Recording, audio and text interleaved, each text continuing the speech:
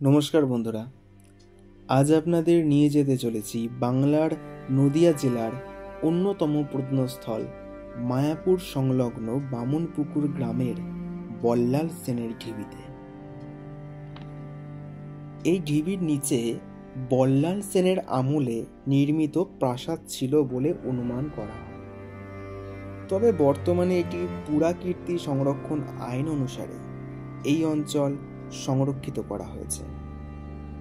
বল্লাল ঢিবি প্রায় 400 ফুট প্রশস্ত, উচ্চতা প্রায় 25 থেকে 30 ফুট। আজ আমরা এই বল্লাল সেনের ঢিবিতে যাচ্ছি। এই ঢিবিটি মনে করা হয় একটি প্রাসাদ ছিল। বাংলায় তখন সেন বংশের রাজত্বকাল, আর এই সেন বংশের অন্যতম একজন রাজা ছিলেন বল্লাল সেন। তিনি ছিলেন বাংলার দ্বিতীয় তথা শ্রেষ্ঠ নৃপতি সেন বংশের মধ্যে। তিনি 1160 থেকে 1179 সাল পর্যন্ত সেন বংশের রাজা ছিলেন। তিনি ছিলেন সেন বংশের প্রতিষ্ঠাতা বিজয় সেনের পুত্র। রাজা বল্লাল সেন বাংলার সামাজিক সংস্কার, বিশেষ করে কৌলিন্য প্রথা প্রবর্তনকারী হিসাবে পরিচিত। তিনি সুপণ্ডিত ছিলেন ও লেখক ছিলেন।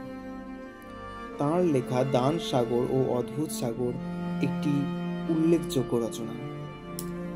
বল্লাল সেন তাঁর রাজত্বের সময় বহুদূর পর্যন্ত সাম্রাজ্য বিস্তার করেন।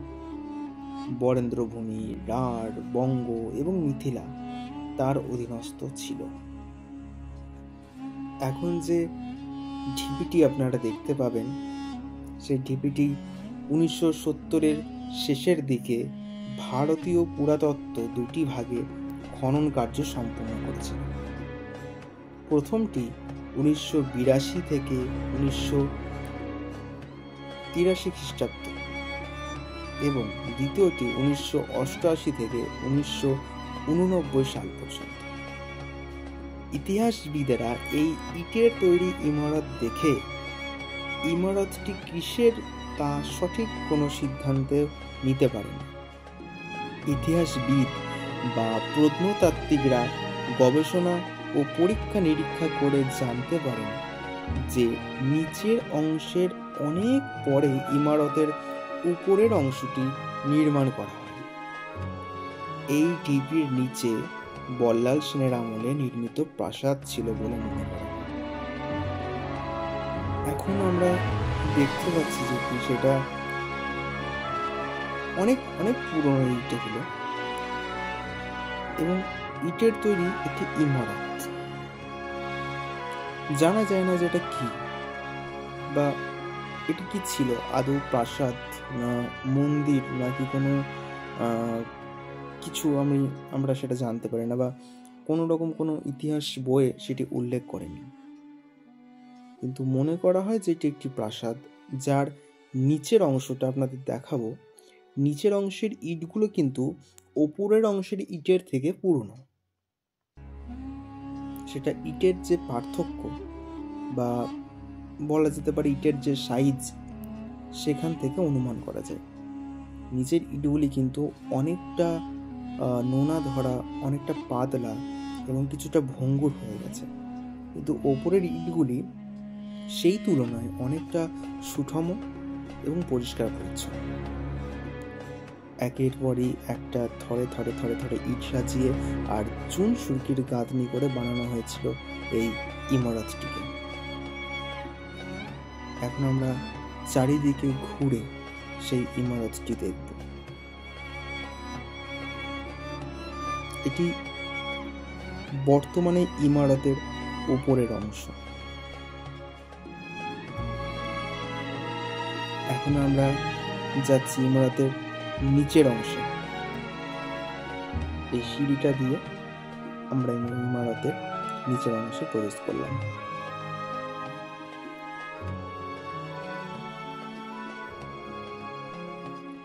রাজা বল্লাল সেনের নামাঙ্কিত এই বৃহৎ আকার ঢিবিতে ভারতীয় পুরাতত্ত্ব সর্বেক্ষণ 1982 থেকে 83, 1988 থেকে 1989 খ্রিস্টাব্দের মধ্যে উৎখনন পরিচালনা করে। উৎখননের দ্বারা এখানে আবিষ্কৃত হয়েছে বিস্তৃত প্রাঙ্গণের মধ্যে অবস্থিত বৃহদায়তান ইটের ইমারত, যার চারিদিকে ছিল উচ্চ প্রাচীর। মাটি খুঁড়ে পাওয়া প্রত্নতত্ত্ব বস্তুগুলির মধ্যে বিশেষ উল্লেখযোগ্য কিছু জিনিস ছিল, যেমন পঙ্খের মূর্তি, পোড়া মাটির মানুষ, জীবজন্তুর মূর্তি, তামা ও লোহার তৈরি নানান জিনিসপত্র, পেরেক ও নানান প্রত্ন সামগ্রী। নিচ থেকে সুবিশাল লাগে এই ইমারতটি।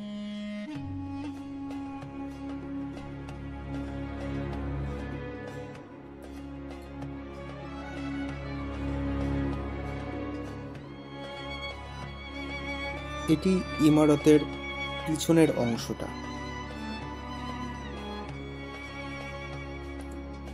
এই পাশের ইমারতের যে অংশটা অবশিষ্ট আছে এখনো পর্যন্ত, সেই অংশের ইটগুলো আপনারা লক্ষ্য করুন।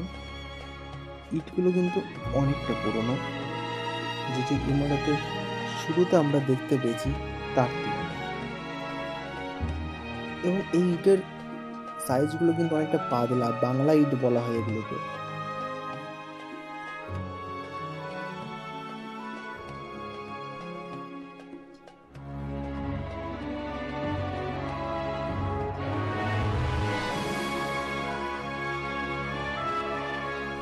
আজ থেকে কয়েকশো বছর আগে এইগুলি তৈরি করা হয়েছিল। এখনো পর্যন্ত চুন সুরকির যে অটুট বন্ধন কিন্তু এখনো আজও দৃশ্যমান।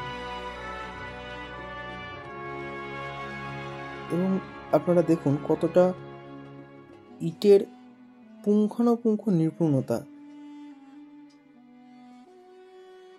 সেই সময়কার রাজমিস্ত্রিদের হাতের যে কাজ, তাদের যে নিপুণ দক্ষতা, সেই দক্ষতা আমরা তাদের এই ইট সাজানো দেখেই বোঝা যায়।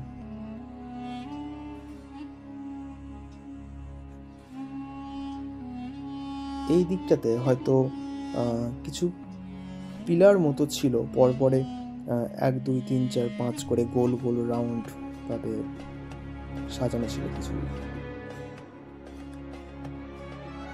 এটা আমার জানা নেই এটা কি, একটা ঘরের মতো একটা চৌকো বক্স টাইপের করা আছে।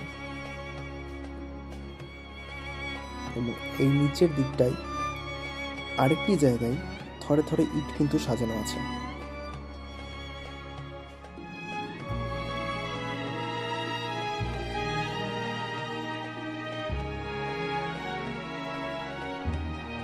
এটা মন্দির না প্রাসাদ নাকি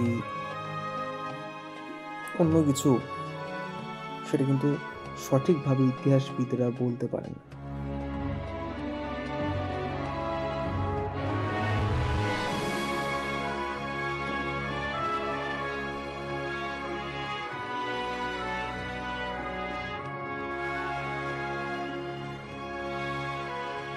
প্রতিটা ইট যেন সঠিক মাপ করে বানিয়ে সেটাকে সুন্দর করে সাজানো হয়েছে।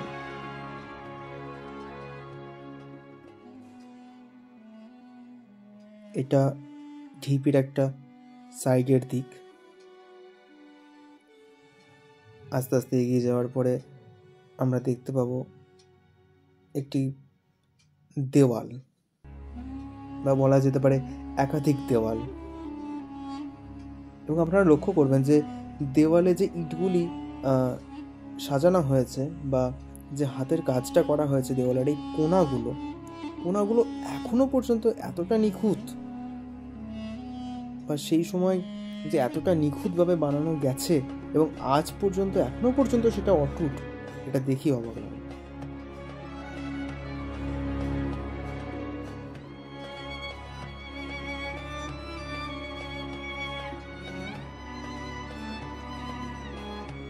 এই জমিটির ওপরে যে অংশটা আছে না, যে মাটিটা এখনো পর্যন্ত ওই জমিতে অবশিষ্ট আছে, তার তলায়ও নাকি এখনো পর্যন্ত খনন কার্য, তারপরে বন্ধ করে দেওয়া হয়েছিল খনন কার্য চালানো, হয়তো খনন কার্য চালালে এখনও অনেক কিছু তথ্য আমরা তুলে আনতে পারতাম। সেখান থেকে অনেক কিছু পাওয়া গেছিলো, যেমন তামা, মাটির পাত্র, লোহার তৈরি জিনিসপত্র। এবং এই ঢিবির চারিপাশে না কিছু কিছু পাথর আছে, যেগুলো সিঁড়ি, তারপরে সে সময়কার পিলার বা থামে ব্যবহার করা হতো।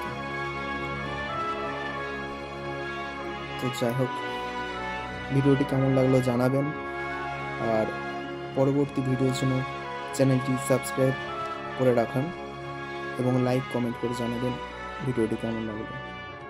নমস্কার বন্ধুরা, দেখা হবে আগামী ভিডিওতে।